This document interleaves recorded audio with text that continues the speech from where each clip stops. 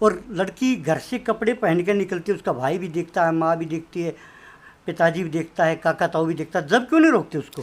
Sir मैं आपको बताऊं, ये बात वही आ जाती है कि आज लोगों के पास पैसा, और पैसे के बाद वो मॉडर्निटी को इस्तेमाल करते हैं, और मॉडर्निटी में वो ये भूल जाते हैं क्या चीज़ हमारे लिए सही है और क्या गलत है। माँओं की अगर आपने विषय बहुत अच्छा लिया है कि माँओं को पता होना चाहिए कि पद्मावती और महारानी जीजाबाई ने तो बहुत बड़ा जौहर कर दिया था। किसके लिए? सतीतों की रक्षा के लिए। वो उनकी बातें अपने बच्चों को नहीं बता रहे हैं। आप दर्शकों को ऋषिपाल दून का नमस्कार। आज हम पहुँचे हैं अंतिमा भारद्वाज।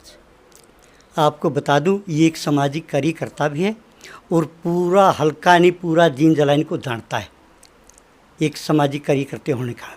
तो आइए आज आपको इनसे रूबरू कराते हैं। जी धन्यवाद आपका हमारे चैनल पर। नमस्कार जी, नमस्कार आप सभी को।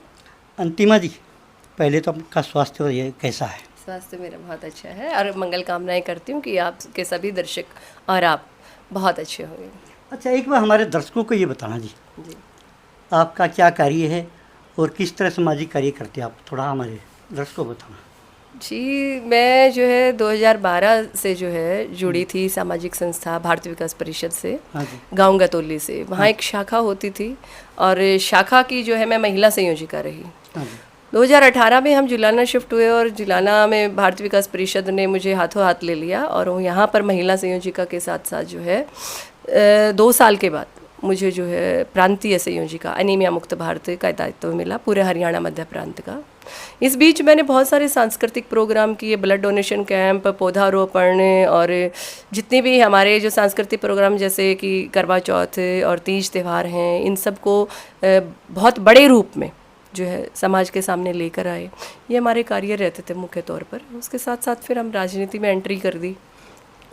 भारद्वाज जी, मैं कल एक महिला के पास जा रहा था, जींद। जी। वो रो रही थी। आजकल क्या है, एक रिलेशनशिप का ऐसा मामला चला है, बहुत घर बर्बाद हो गई। माँओं से बेटे बिछड़ गए, बेटों से माँ बिछड़ गई और पति से पत्नी, पत्नी से पति बिछड़ गया। तो इसके बारे में आपकी क्या प्रतिक्रिया है? ये एक बहुत ही विचारणीय बात है, जो कि जो है बड़े लेवल पर भी इस चीज़ के बारे में बात हुई। कुछ दिन पहले हमारे प्रेमानंद जी महाराज ने इस विषय को रखा कि सबसे पहले हमें जो है ये अपनी वेशभूषा सुधारनी पड़ेगी। माँ बहनों को ये सोचना पड़ेगा कि हम जो पहनावा पहनते हैं उस पर देखने वाले की क्या प्रतिक्रिया है। इससे किसी की आज़ादी नहीं छिनती। इससे आपको केवल और केवल एक समाज में अच्छा रूप प्रेजेंट करने का मौका मिलता है। और जो ये लिव इन की बात आई, ये हमारा कल्चर नहीं। यूरोपियन कंट्रीज़ में था जहाँ शादी होती ही नहीं थी, लड़के लड़कियाँ वहाँ विदेशों में जाने लगे हैं और वहाँ से जो है ये ऐसा कल्चर लेके आने लगे हैं। फिल्म इंडस्ट्री से शुरुआत हुई इन चीज़ों की। लोग अपने आप को मॉडर्नाइजेशन दिखाने के लिए, मॉडर्न दिखाने के लिए इतना सब कुछ करने लगे हैं। हमारी कुछ वकीलों से बात हुई है जी, बात करी रिलेशनशिप की। रिलेशनशिप में क्या है, लड़का लड़की बस स्टैंड पर बतला रहे हैं, पार्क में बतला रहे हैं, रेलवे स्टेशन पर बतला रहे हैं। सरकार ने कहा हम किस किस को उठाएंगे, अगर बतलाना है तो आपने कोर्ट से अनुमति लेकर बैठ सकते हो, आप बतला सकते हो। तो कोर्ट की बात ठीक है, गलत है? देखिएगा कि कोर्ट अपनी तरफ से अपनी बात कह रही है, वो समाज की सुरक्षा को लेकर बहुत गंभीर है। लेकिन आप बात करने से कोई अच्छा और बुरा नहीं होता। देखो हमारे समाज में ना 2 ही प्रजाति हैं, एक नर है, एक मादा है। हाँ जी। एक महिला है, एक पुरुष है। हम आपस में बात तो कर ही सकते हैं बात, लेकिन जब आपके अनमैरिड होकर किसी हम उम्र लड़के के साथ बात करना, अब वो भी एक हद तक ठीक है, लेकिन उसके बावजूद आप वो रिश्ता अपनाना, वो सामाजिक रूप से आप उस रिश्ते को बिना कोई नाम दिए उस रिश्ते की आज़ादी को महसूस करना चाहते हैं बिना किसी नाम के। एक हम उम्र लड़का लड़की दोस्त हो सकते हैं, बहन भाई हो सकते हैं, पति पत्नी हो सकते हैं, और दूसरे भी बहुत सारे रिश्ते हैं। लेकिन जब ये लड़कियां आज़ादी मांगती है ना इस विषय को लेकर कि हमें आज़ादी चाहिए, हमें बोलने का अधिकार है, हमें साथ घूमने का अधिकार है, आपको अधिकार तो है, लेकिन आपकी ड्यूटीज़ क्या है? आज के टाइम में आपकी ड्यूटीज़ क्या है? आपके माँ बाप के प्रति आपके माँ बाप क्या मानते हैं? जिस समाज का हिस्सा है, अब आपके माँ बाप क्या मानते हैं? किसी लड़के के साथ हाथ पकड़ कर आप अगर मार्केट में चल रहे हो तो आपके माँ बाप तक ये न्यूज़ जाएगी तो क्या कहेंगे? हम जी। आपने बात करी जी कपड़ों की। कपड़े छोटे पहनती हमारी बेटियाँ, हमारी बहन, माँ बाप तो उन कपड़ों को लाते हैं, माँ दवा के लाती है। क्या उस माँ को ये नहीं पता तेरी बेटी ये छोटा कपड़ा पहनेगी तो आम समाज पर क्या असर जाएगा? और लड़की घर से कपड़े पहन के निकलती है, उसका भाई भी देखता है, माँ भी देखती है, पिताजी भी देखता है, काका ताऊ भी देखता है, जब क्यों नहीं रोकते उसको?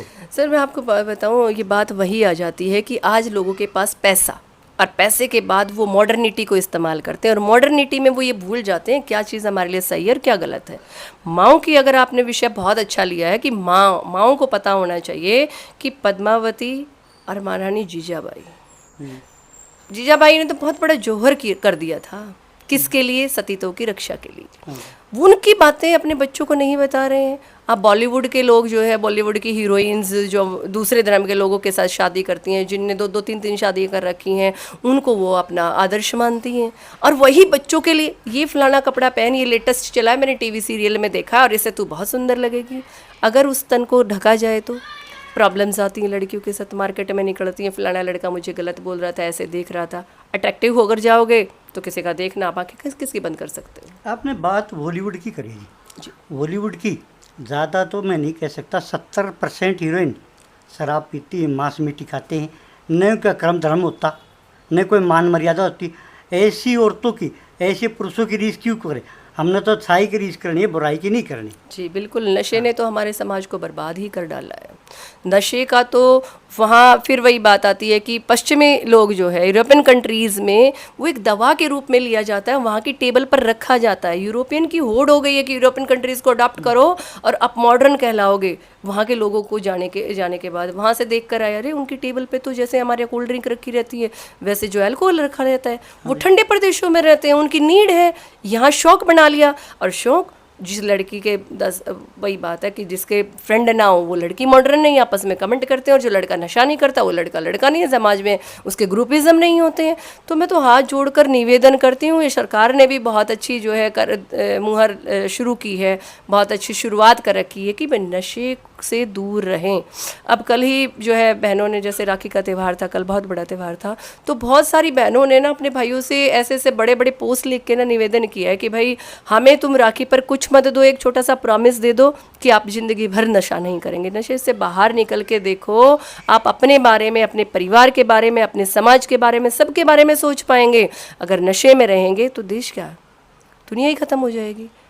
नशे में रह के तो आदमी ऐसा लगता है जी, जो बच्चे हैं ना, माँ बाप का कहना क्यों नहीं मानते। मेरा अपना अनुभव है, हम भी 50 से ऊपर के हो लिए। जब पिता शराब पी के, मांस मीठी खा के, गंदी चीज़ खा के बाजारी संतान पैदा करेगा तो वह सीधी बात है गंदी होगी।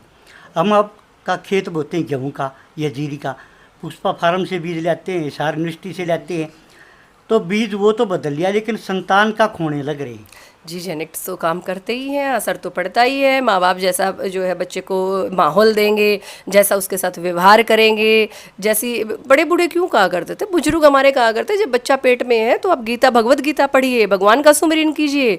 और ग्रहण आते थे तो पूरी पूरी रात बैठ के जो है, मैंने भी पढ़ी हुई है, भगवत गीता का जो है उच्चारण किया बड़े ज़ोर ज़ोर से बोल के। क्यों? क्योंकि आप जिस माहौल में रहते हैं, और बच्चा भले ही गर्भ अवस्था में है, उसका भी प्रभाव पड़ता है। और दुनिया में आने के तो परिवार का माहौल ही देखता है। अगर पिता नशा करके आता है और तो बच्चे पे उसका प्रभाव तो लाजमी है पड़ना। 1% बच्चे ऐसे बच्चे हुए हैं, 1% या 2% जो नशा नहीं करते। और मैं तो ये आपके चैनल के माध्यम से बहुत बहुत ज़्यादा निवेदन करती हूँ हृदय से कि आपको नहीं पता जब आपके बच्चों को क्या ताने मिलते हैं, जब आप शराब पी के गली से आते हैं। आपके माँ बाप को कितनी चिंता होती है, आपके बीवी को कितनी चिंता होती है जब तक आप घर नहीं आए होते हो। आप शराब पी के जब वहाँ दोस्तों की महफिल से उठते हो, उस वक्त आपकी बीवी, आपके माँ बाप हज़ारों लाखों फ़ोन करते हैं किस वक्त घर पे आएगा, कभी किसके साथ लड़ाई ना कर दे, कभी कहीं शराब पी के गिर गया हो। बच्चों को नीचा देखना पड़ता है, अरे तेरा पिता शराब पीता है और कल वहाँ मिला। जो चीज़ आपके स्वास्थ्य के लिए अच्छी नहीं, जो आपके बच्चों के मानसिक स्वास्थ्य के लिए अच्छी नहीं, जो आपके माँ बाप और पत्नी की चिंता का विषय बनता है, वो विषय आपके लिए अच्छा नहीं है। मैं सर के माध्यम, आपके चैनल के माध्यम से ये कहना चाहूँगी कि नशा मुक्त भारत बनाइएगा, तभी आप अपने लिए सोच पाएंगे, अपने समाज के लिए सोच पाएंगे, अपने बच्चों के लिए सोच पाएंगे, और ये आपका परम कर्तव्य भी है। भारतीय जी ने बहुत बड़ी बात कह दी, अकबर जिसा खाओगे अन्न उसा हो जाएगा मन। ये बुराई, इनसे बचना चाहिए। थोड़ा पेज चेंज करते हैं जी, थोड़ा राजनीति की करते हैं, आप भी राजनीति से जुड़े हुए। जी मुझे राजनेता कहते हैं जी हमारा हिंदू धर्म एक है, वैदिक धर्म एक है, सनातन धर्म एक है, और हमारी जाति भी एक है, वैदिक धर्म, सनातन धर्म। तो ये जाति का शब्द जो आता है ये स्कूल में लिखा जाता है, जो बच्चे का एडमिशन कराते हैं, अगर इसकी ये जाति वहाँ से क्यों नहीं मिटाती सरकार, वहाँ भारतवासी कर दो सबको। ये बहुत अच्छा विषय है आपका। मैं हाल ही में अपलेट टर्मिनल में मुझे एक पद मिला है जींद डिस्ट्रिक्ट में, जहाँ पर सीनियर सिटीजन के जो है केसेस देखे जाते हैं, उसके विषय पे भी बात करेंगे। आपने जाति की बात की, जाति जो है ऐसे ही नहीं बना, जाति सूचक शब्द जब बना, जहाँ तक हमें पता है, हमसे बड़े बहुत जानते होंगे, बहुत जानकार होंगे, कि काम के आधार पर बांटा गया कि आपका ये कार्य है, अच्छा आपको ये सिंबल दिया जाएगा, आपका ये कार्य है, आपको ये सिंबल दिया जाएगा, आपका जमींदार का काम है, आपको ये सिंबल दिया जाएगा, आपका ज्ञान देने का प्रोफेशन है तो आपको ब्राह्मण जाति दी जाएगी। तो ये शब्द जो है, जो भी हमारे पुरखों ने दिए, वो केवल एक सिंबलाइजेशन, एक पहचान करने के लिए दिए गए, न कि सबको जो है ये बांटना कि तू नीचा है और मैं ऊंचा हूँ। ऐसा कुछ नहीं था, सब प्यार प्रेम से बहुत अच्छे से रहते वो तो कर्तव्य से होता है, ऊंचा नीचा कर्तव्य से अपने काम से होता है। रही बात सरकार की, सरकार ने जो है जब से देश आज़ाद हुआ है, सरकार ने चाहा है कि जो तबका नीचे था उसको सिंबलाइज किया और कहा कि इनको कुछ साल तक, जैसे 10 साल तक स्टार्टिंग में हुआ था कि 10 साल तक इनको आरक्षण दीजिएगा। आरक्षण का मतलब है इनको विशेष छूट दीजिएगा, इनके पास ज़्यादा पैसे नहीं है, इनके बच्चों को बहुत अच्छा माहौल नहीं मिलता है, ये सब चीज़ें करके इनको कहीं नंबरों में छूट दी, कहीं जो है पैसों में छूट दी, कहीं इनको कुछ चीज़ें राशन वगैरह फ्री भी दिया गया। ये सब दिया गया कि ये अपने आप को समान महसूस करें। इस चीज़ को आप दोहरी मानसिकता है ये कि भाई आप एक तरीके से अपने आप को समाज में बराबर चाहते हैं, और जब आप बराबर, जब सरकार ने आपको कर दिया, अब कह रहे हैं कि आप ये आरक्षण छोड़ दो, हम जाति खत्म कर देंगे, लेकिन वो नहीं चाह रहे कि नहीं नहीं ये तो हमारा राइट है। तो यहाँ पर सरकार आके फंस जाती है कि भाई हम क्या करें, इनको समान करने के लिए चीज़ें दी गई थी, आज ये चीज़ें जो है बहुत इन्होंने ये मान लिया है कि ये तो हमारा जो है जन्मसिद्ध अधिकार है, तो अब हम इसको कैसे सिमिलर करें, सिंबलाइज तो करना ही पड़ेगा। तो उसके लिए जो है ये सोचना है। राजनेता से बात हो रही थी जी, बीजेपी का व्यक्ति था वो, अगर हम कर भी देना तो विपक्ष नहीं करने देगा। सबसे बड़ा जो रोड़ा है विपक्ष वाला है, बीजेपी वाले लाडू बाटल आ गया, उसको भी ये कहेंगे भाई ये क्यों बांटते हैं। ये तो उनका है ही जी, जहाँ पर वो जीत जाते हैं वहाँ पर तो कहते हैं कि पारदर्शिता थी, जहाँ पर वो लोग हार जाते हैं वहाँ पर वो लोग कहते हैं कि ये तो एक मशीनों का कारीगरी है, ये तो यहाँ पर तो मशीनें बदल दी गई थी। विपक्ष का काम तो विरोध करना ही होता है, लेकिन अगर वो सकारात्मक विरोध करें तो समाज कहीं ना कहीं अच्छी तरफ दौड़ेगा। सच्चाई तो बोलनी चाहिए जी, सच्चाई तो बोलनी चाहिए। सच्चाई कैसे बोलेंगे वो लोग। आप एक बात देखिए, जहाँ पर अभी यहाँ जो है जिन राज्यों में पीछे सरकार ने जो है इन्होंने जीता, जहाँ इलेक्शन जीता, वहाँ तो इन्होंने कह दिया कि नहीं नहीं यहाँ तो सब ठीक था, सब ठीक था, और जहाँ बीजेपी की जीत हो जाती है वहीं कहते हैं नहीं यहाँ तो रोड़ी मचा दी। जैसे अब उचाना में देख लो, आप उचाना में जो है अभी क्या है कि हम दोबारा काउंटिंग करवाएंगे। दोबारा काउंटिंग करवाओ या 5 बार काउंटिंग करवाओ या 10 बार काउंटिंग करवाओ, चलो वो उस नेता का कॉन्फिडेंस है कि मुझे लगता है कि मुझको बहुत ज़्यादा मिली होंगी, वो अलग विषय है। लेकिन भाई जहाँ समानता की बात आती है वहाँ गलत चीज़ों को लेकर विरोध क्यों कर रहे हो? आपको समानता भी चाहिए, आप विरोध भी कर रहे हो, या तो आप ये कहो कि आप जाति प्रथा खत्म ही कर दो, तो सामने आओ, आगे करो उन लोगों को, या फिर आप ये आप जाति के आधार पर वो है जो आरक्षण मिलता है उसको छोड़ दो। दोनों में से एक चीज़ कॉम्प्रोमाइज़ तो करना ही पड़ेगा ना। अभी एक अमेरिका समझौता करना चाहती भारत के साथ दूध का, लेकिन मोदी जी नाट गए। क्यों नाट गए? अब वहाँ का दूध तो यहाँ है, यहाँ का वहाँ जाए, आपस में प्यार प्रेम भी बढ़ेगा और दूध की तुलना भी हो जाएगी कि इसमें कितनी ताकत है। मोदी जी इसलिए नाट गए, वहाँ गाय का मांस डाला जाता, हम उस गाय का दूध नहीं पियेंगे, ये समझौता हम किसी कीमत पे नहीं करेंगे। और मोदी साहब का मैं धन्यवाद करना चाहूँगा इस बात जी। हम भी बहुत बहुत धन्यवाद करते हैं। एक तो स्वास्थ्य का प्रभाव, हमें नहीं पता सामने वाली कंट्री जो हमें पैकेट में क्या भरकर बेच रही है, क्या उसका प्रोडक्शन है, क्या उसमें चीज़ें मिलाई जा रही हैं। दूसरी बात, हम सनातनी हैं, सारे सनातनी थोड़े ही नॉनवेज खाते हैं। हम तो जो असली सनातनी होगा वो नॉनवेज नहीं खाता पिलेगा। कुछ लोग हमारे धर्म पर कटाक्ष करते हुए कई बार ये कह देते हैं आप तो जो है फल फ्रूट में क्या कीड़े मकोड़े नहीं होते, आप लोग लाखों जो चीज़ें ऐसे खाते होते, गऊ को हम अपनी माँ समान समझते हैं।